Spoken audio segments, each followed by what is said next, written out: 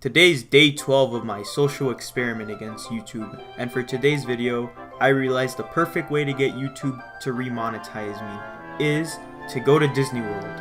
I don't know exactly how that's gonna remonetize me, but trust me, this is the best course of action to take. So let's get on with the Disney World. I started off my journey like many other journeys, at home, and I was determined to get to Disney World. The only problem was, there was a shit ton of fog, like I couldn't see 10 feet in front of me. So already, YouTube has set up this layer of fog to keep me out. But this won't stop me, and it didn't. But I would soon be faced with my next challenge, parking at Disney World. It actually wasn't that hard. All I had to do was really just like follow the yellow man's instructions, and he just kind of guided me exactly in how to park and even when to stop. He was nice enough to do that, so you know, that part wasn't that bad. Seems they're building stuff over there. See what they're building. It's sand. Sand World confirmed. After a 5-minute walk and a man briefly checking my bag for weapons, I was allowed entrance into the park. And so I started my adventure through Hollywood Studios. But when I arrived to the park, I realized I had no objectives here. So I decided to pick up a map. Unfortunately, the only map I could find was written in Japanese, so I couldn't understand a word it said. So I looked at the pictures and saw a Woody-chan. So I decided to try to follow this Woody-chan. How did that duck get in here? How did he afford a ticket to Disney? It wasn't easy, and it involved a lot of walking, but I eventually found the Woody-chan. And he in turn led me to the Toy Story Land. So I decided I would ride my first ride here, the Slinky Dog Dash. The only problem? An 85-minute wait time. So I waited, and did some more waiting, and then the line moved a little, and then I waited, and there we go, I was at the front of the ride, and I rode the crap out of that roller coaster, and then it was over.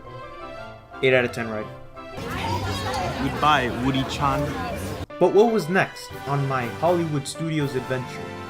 Could it be Star Wars gift shop? Of course. Look at all the cool stuff they have here. Wow, it's really Darth Vader. Now that was fun. After that, I walked around for a little, trying to find something to do. I wanted to go to the Indiana Jones show, but unfortunately there wouldn't be another show for an hour.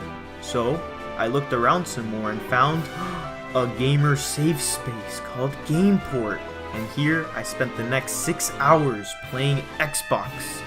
After playing Xbox, I was inspired and wanted to meet Olaf. Unfortunately, the Olaf meet and greet was a 35-minute wait time because of all these damn kids. So I gave up my dream of meeting Olaf and instead decided to go to Star Tours, which only had a 25-minute wait. I gotta say, 25 minutes is the perfect amount of waiting for this ride, because you still want to experience the queue and the line, so you don't want it to just be like a 5-minute line where you're running through the whole thing and you miss it. 25 is the golden spot for Star Tours, and I was fortunate enough that Olaf was taking away all the kids. Fun ride, by the way, 7 out of 10, only because the glasses they gave me were dirty. Right after that, I encountered El Diabito in a food stand. And then right after that, I ended up going to the Indiana Jones show. And as always, I love the Indiana Jones show because it has explosions, and it has Indiana Jones, and it has him getting crushed by a boulder. The end. 6 out of 10 because it's pretty outdated. Following Indiana Jones, I became very hungry and looked everywhere for food. I decided I would go to my favorite food place, Dinosaur Gertie's Ice Cream of Extinction. Unfortunately, it itself had become extinct. Rest in peace, Dinosaur Gertie. You will be missed forever. So I decided to settle for my second favorite restaurant, Peavy's Polar Pipeline Frozen Concoctions. And it was also closed, so I can't find food, I guess.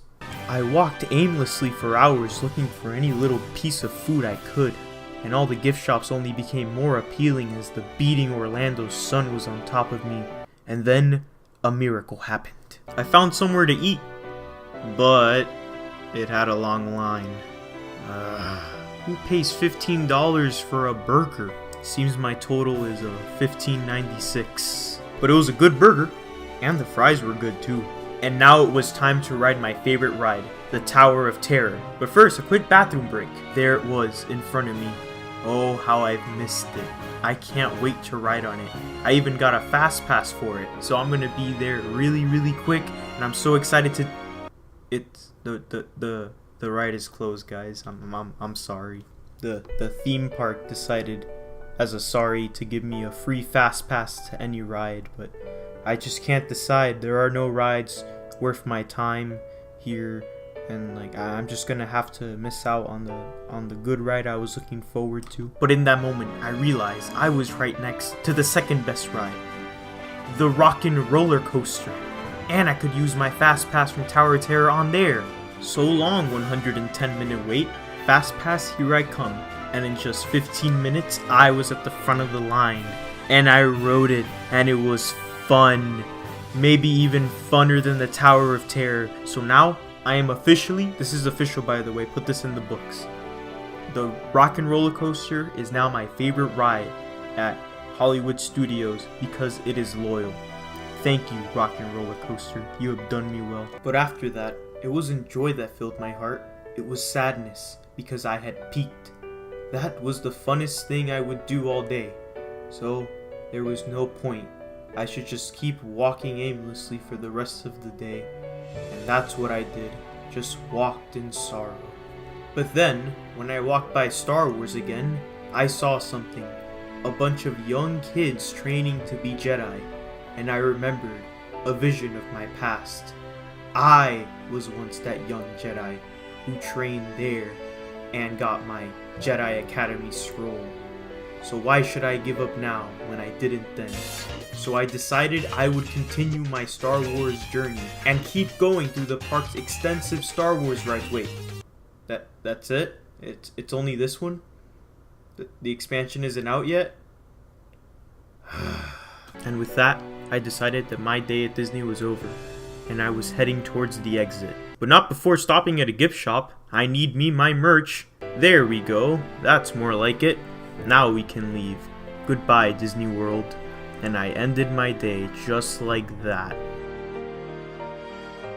Or did I? You see, my favorite ride isn't the Rockin' Roller Coaster or the Tower of Terror. It's the Little Mermaid Show. Under the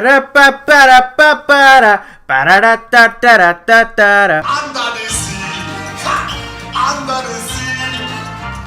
Nobody beat us, flyers and beat us in fricassee. We want the young folks love to cook. Under the sea, we off the hook. We got no troubles like these reporters under the sea.